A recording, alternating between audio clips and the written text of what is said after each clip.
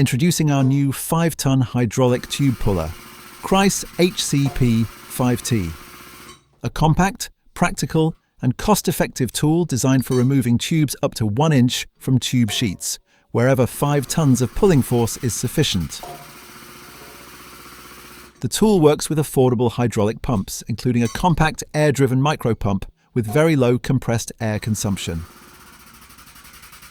If removing tubes with hand tools takes too much time and professional hydraulic equipment is not justified for smaller retubing jobs or occasional repairs of coolers, condensers, and heat exchangers, this puller is the solution.